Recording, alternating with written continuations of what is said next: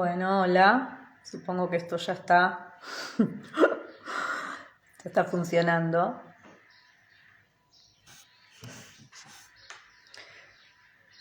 Bueno, no sé quién se va a sumar un domingo a la mañana, pero no importa. Tenía ganas de hacer un vivo cortito. Tengo ganas de empezar a hacer vivos charlando sobre pelis que me mueven o que me generan algo, que las puedo relacionar con algún tema y bueno, nada, va a quedar grabado un video cortito y referido un poco también a algunas de las propuestas que se vienen de talleres, círculos, etc. Bueno, la idea es compartirles algunas reflexiones sobre una película vieja, no tan vieja, ¿no? Pero relativamente vieja, que se llama en español, hola a los que se están sumando, la peli se llama en español Más extraño que la ficción y en inglés Stranger Than Fiction, algo así.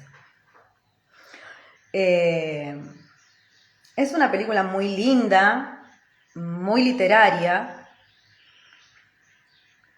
pero que, bueno, la volví a ver porque se la compartí a mis alumnos en la escuela y me hizo pensar de nuevo, me quedé pensando en más cosas que me trajo la película. Y que venía pensando justamente en un taller que hablaba de la narrativa interna, ¿no? Esta película me parece que está buenísima para hacerse algunas preguntas. La idea no es spoilear toda la película, pero algunas cosas sí voy a necesitar decir. Tampoco la idea es quedarme en el análisis de una película, porque no soy experta en cine, ni mucho menos, pero está bueno como disparador para pensar en esto de la narrativa interna. ¿Qué es la narrativa interna? ¿Cómo funciona en nosotros y qué podemos hacer con eso? No tomándolo desde la psicología, porque la película está buenísima porque el personaje empieza yendo a una psicóloga, pero después se termina analizando con un crítico literario, con un profesor de literatura.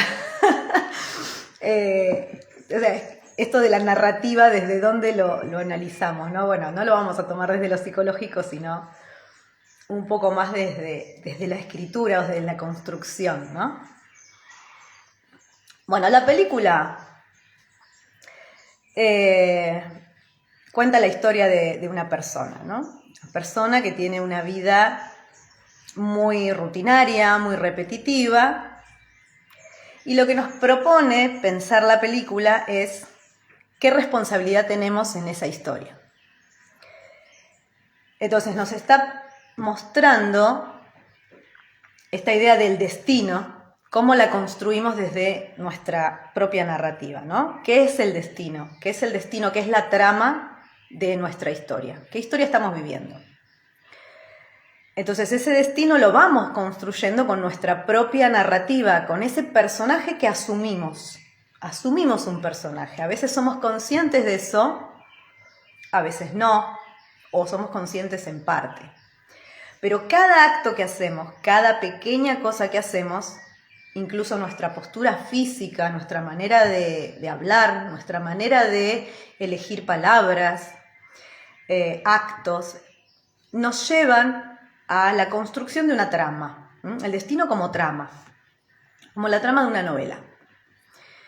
Esa trama se va configurando en toda una representación que voy teniendo como personaje que soy de cuál es mi objetivo en esta historia, cuáles son mis enemigos, contra qué lucho, contra quién me enojo, quiénes son mis aliados, por qué puedo o no puedo lograr ciertas cosas, cuál es mi pasado, cuál es esa configuración personal, ¿sí? ¿Qué personaje soy?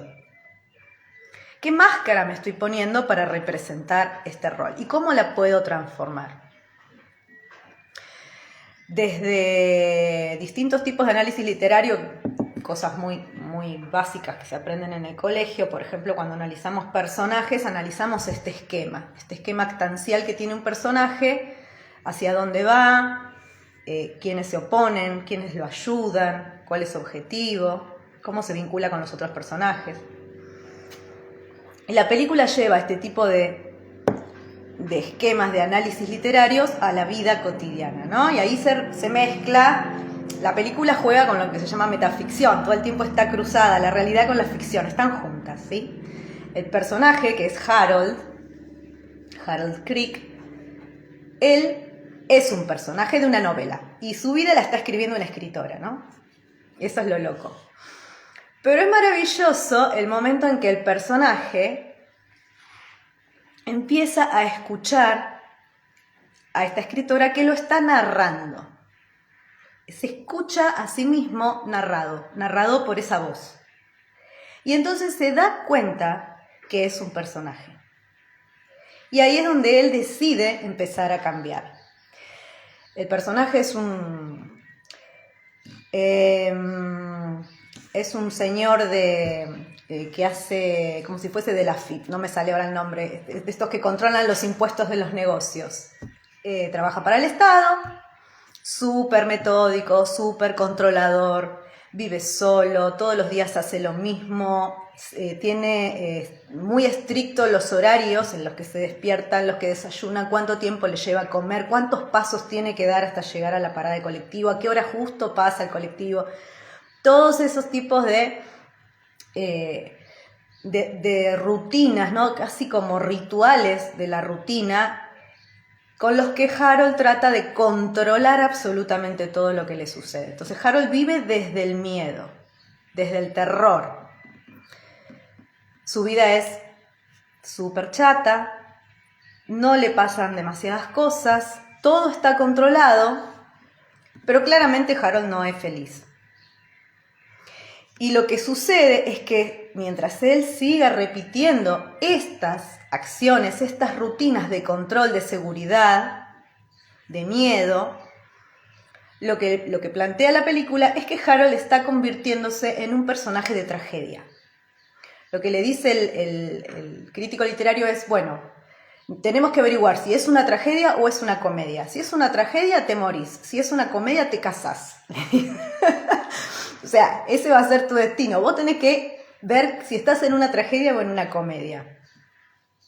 Harold claramente está en una tragedia. Él se da cuenta que está en una tragedia, pero porque lo que él hace lo va llevando a la tragedia. No porque alguien controle su destino, a la escritora que está escribiendo su vida pueda decidir si es una tragedia o una comedia. Lo que propone la película es entender que cada uno de nosotros con esas acciones y esa elección de qué personaje, qué rol quiero yo desarrollar en mi vida, puedo cambiar ese destino, esa trama general que estoy viviendo. Entonces Harold, en un momento, cuando empieza a escuchar esa voz que lo narra, empieza a reconocerse en ese rol de personaje de tragedia. Se da cuenta que él está viviendo y que él está siendo responsable de esa tragedia. En un momento la voz dice, no imaginaba que ese día iba a morir. Y entonces él se da cuenta de que esa vida lo va a llevar a la muerte. Y trata de revelarse a esa narrativa que ya lo tiene ahí catalogado como personaje de tragedia, que tiene que morir y que nada le puede cambiar ese destino.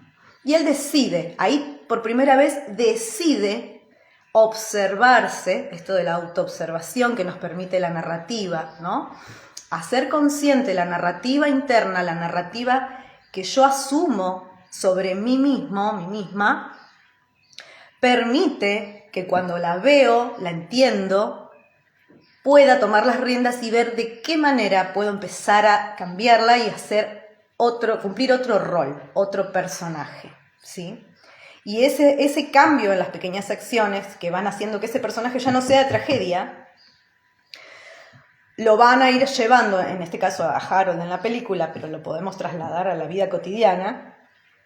Si yo me asumo desde otra narrativa, todos los pequeños cambios que inevitablemente voy a hacer en esa secuencia narrativa, en esa cadena de hechos, me van a llevar a otro desenlace, a otro tipo de trama. Ya no estaré en una tragedia, podré estar en una comedia, como le dice Dustin Hoffman, que es el crítico literario o el profesor de literatura.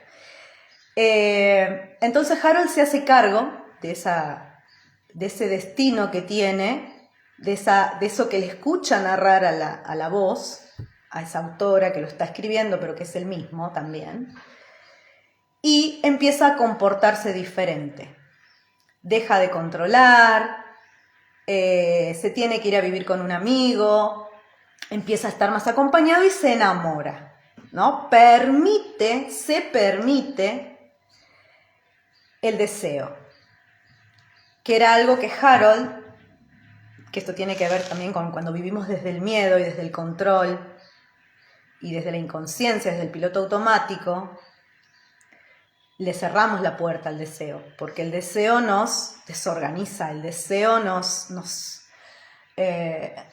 pone en vulnerabilidad. Si yo mantengo una vida de orden, de control, de certezas, no hay lugar a lo nuevo, no hay lugar al deseo, no hay lugar a la posibilidad de otra cosa.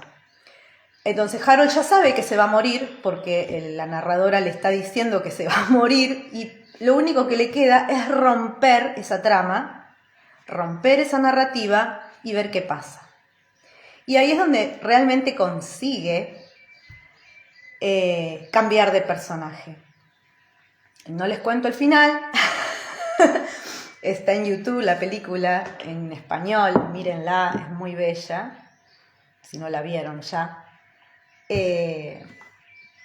Pero realmente es una película que nos está hablando no solamente de la literatura o del cine, sino que nos está hablando de la forma en que elegimos vivir y desenvolvernos como personas, ¿no?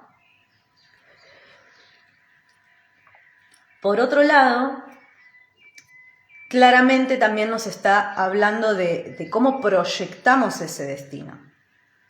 ¿Por qué a Harold le sucede todo lo que sucede? Porque hay una buena cuota de azar también. ¿Por qué le sucede lo que le sucede? Bueno, claramente hay algo interno que se termina proyectando en el afuera, ¿sí?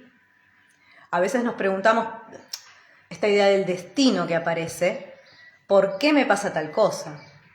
¿Por qué me siguen pasando ciertas cosas? ¿Por qué no puedo modificar algunas cosas? Si yo ya soy consciente de... me estoy auto-observando, estoy cambiando actitudes, estoy cambiando comportamientos y sin embargo me sigo encontrando con ciertas situaciones. Bueno, ahí hay algo interno que todavía no se modificó y se sigue proyectando hacia afuera. O sea, hay algo de esa narrativa vieja que sigue estando presente. No alcanza con escuchar esa narrativa o tratar de hacer algo diferente de la noche a la mañana, sino que hay que destrabar un montón de aspectos más sutiles que abarca esta representación, esta identificación interna que tenemos, que por ahí tiene muchos años encima. Entonces empieza a modificarse de a poco, no solamente la forma en que hablamos o la forma en que actuamos, sino también, por ejemplo, la posición del cuerpo, la manera en que habitamos el cuerpo, la manera en que, la postura que tenemos, la forma en la que nos presentamos ante otros. Por ahí empezamos a poner más límites,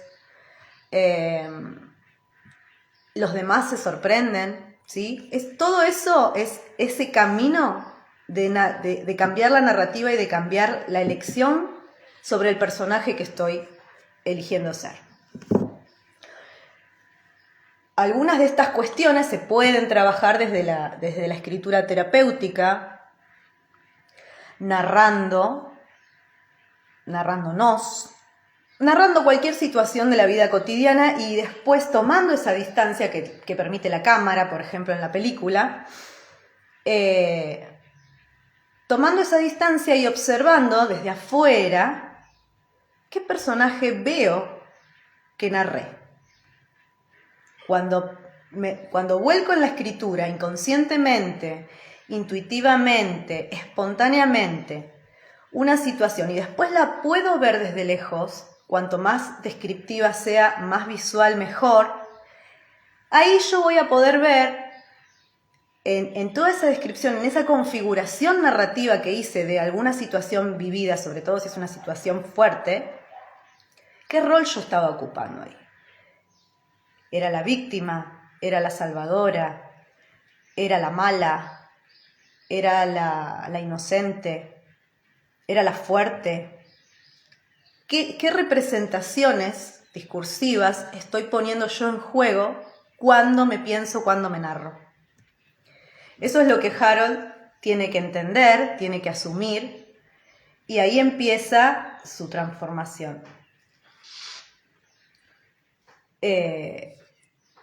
Empieza a elegir otras cosas, empieza a soltarse, ya no cuenta. La película empieza que él está contando las cepilladas de los dientes, está cepillando los dientes y cuenta cuántas veces tiene que cepillar. Bueno, esa transformación de ya dejar de contar cuántas veces se cepillan los dientes, ya lo va llevando a elegir otras cuestiones, ¿no? Y eso va a terminar transformando a ese personaje, que era un personaje destinado a la tragedia, a un personaje con otro destino posible. Así que bueno, nada, quería compartir esto cortito, quería recomendarles esa película. Si puedo voy a compartir ahí abajo el link y después les voy a compartir algunas propuestas que estoy empezando a gestar, una de escritura terapéutica y la otra es un círculo donde vamos a trabajar también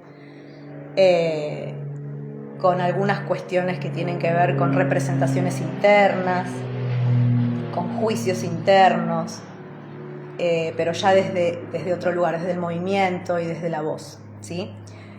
Así que bueno, espero que les haya gustado, déjenme algún comentario si tienen ganas y nos vemos en la próxima idea que tenga sobre alguna peli o libro o algo para compartirles. Gracias, nos vemos.